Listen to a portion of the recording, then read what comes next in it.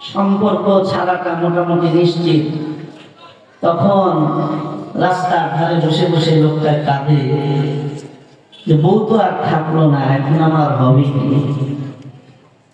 যে রাস্তায় বসে লোকটা কাঁদে ওই রাস্তার পাশ দিয়ে ইমামে আজম আবু হানিফা রাহমাতুল্লাহ আলাইহি হেঁটে যান মাদ্রাসায়।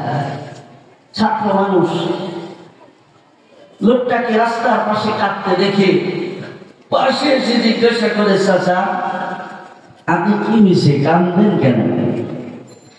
চাচা একটু রাগে শুনে বলে, আরে আমি কেন কাঁদছি তো তুমি বুঝবা না, তুমি যাও তোমার কাছে। কে বলেছে আমি বুঝবো না? আমি সব বুঝি। চাচা বলেন দেখি কি সমস্যা? আরে বলে, বললাম তো এই সমস্যা তুমি বুঝবা না, তুমি পোলাপান মানুষ, এটা আমার সাংসারিক সমস্যা, আমার পারিবারিক সমস্যা, তুমি তোমার কাছে যাও। ছোট্ট ইমামে আজম নোমান বিন সাবেত সে বলে, আরে চাচা পরিবারের যত সমস্যা আছে এগুলো আমি বুঝি, এগুলো আমি সমাধান দিতে পারি। সুবহানাল্লাহ। ছোট্ট ইমামে আজমের উৎপাতে তার নাশরবান্দা হালতে শেষ পর্যন্ত চাচার মুখ থেকে সমস্যার কথা বের করেই ছাড়ছে। যেমন আমরা ছোটবেলায় বাংলা বইয়ের মধ্যে পড়েছি কবি জসিমউদ্দিনের কবিতা। কবি জসিমউদ্দিন বসে বসে কাঁদে, তার ছোট্ট 5 বছরের নাতি তারা যে জিজ্ঞেস করে, দাদা কাঁদো কেন? দাদা জবাব দিচ্ছিল যে তুই বুঝবি না আমি কেন কাঁদবো। নাতি বলে যে না, কে বলছে আমি বুঝি না, তুমি বলো কেন কাঁদো তুমি? তখন এই নাতি নাশরবান্দা হালতেও কবি জসিমউদ্দিন তখন বলেছিল, আমি এইখানে বসে বসে কাঁদি, এইখানে তো দাদির কবর ডালিম গাছের তলায় 30 বছর ভিজিয়ে রেখেছি, তলে এইখানে তো দাদির কবর ডালিম গাছের তলে 30 বছর ভিজিয়ে রেখেছি 2 নয়নের জল। আর আমি একদিন 2 দিন কাঁদে না, তোর বয়স তো মাত্র 5 বছর, আমি এখানে 30 বছর যাবৎ কাঁদি, কারণ এই জায়গায় ডালিম গাছের তলে আমার ভালোবাসার মানুষ তোর দাদি শুয়ে আছে। তো নাতির উৎপাত যেমন কবি জসিমউদ্দিন তার কান্নার কারণ বলতে বাধ্য হয়েছে। সেই রাস্তার পাশে বসে কান্না করা ওই চাচা নিয়েও ছোট্ট ইমামে আজমের উৎপাতে তার পীড়াপিড়িতে জবান করে কান্নার কারণ বলতে বাধ্য হলো। বলে, আচ্ছা ভাতিজা, তুমি যখন পীড়াপিড়ি করছোই তাহলে শোনো আমার সমস্যা।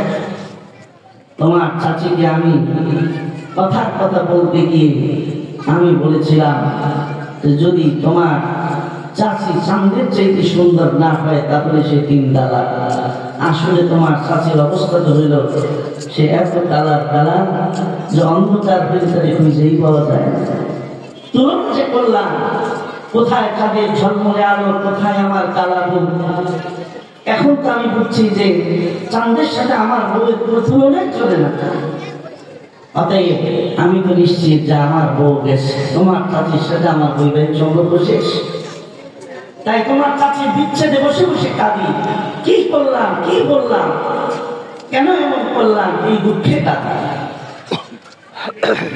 ছোট্ট নোমান বিন সাবিত ইমামে আজম আবু হানিফা রাহমাতুল্লাহ আলাইহি বলে, ও চাচা আপনার চোখের পানি আপনি মুছে ফেলুন, আমি একজন ছোট্ট মানুষ, কিন্তু আমি আল্লাহর জাতের কসম করে বলি আপনি যারা চাচির সাথে শান্তি সুখের সংসার করেন, আমি কসম করে বলি আপনি যে কথা বলেছেন আপনার স্ত্রীর সাথে আপনার তালাক হয় নাই, আপনার স্ত্রী এখনো আপনার স্ত্রী হিসেবে বহাল আছে।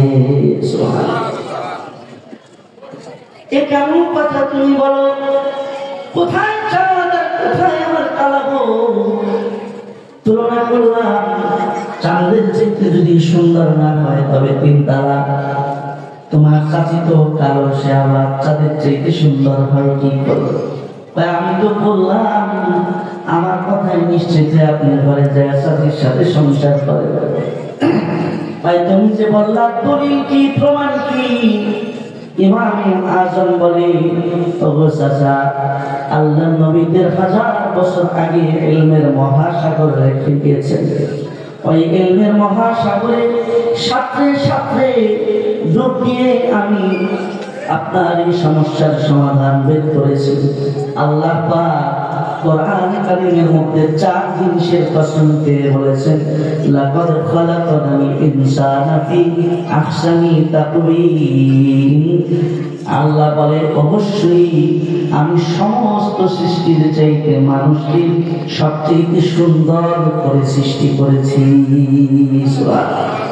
আল্লাহ যখন বলেছেন 4 জিনিসের কসম খেয়ে যে মানুষ সবচেয়ে সুন্দর, আর বাহ্যিকভাবে কি কাক ধরবো, কালো হোক আর চাক ধরা হোক, কিন্তু কোরআন কারীমের আলোকে আমি আপনাকে ফতোয়া দিলাম, স্যার যতই ভালো হোক আপনার ওই যতই কালা হোক, চাঁদের চাইতেও আপনার বউ সুন্দর, অতএব আপনার স্ত্রীর তালাক হবে না।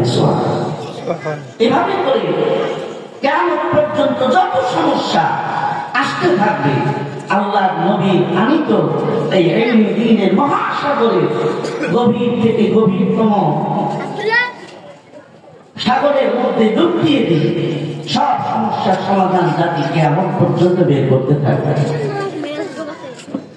ওই ইলমে দ্বীন আল্লাহর নবী জানিয়ে এসেছিলেন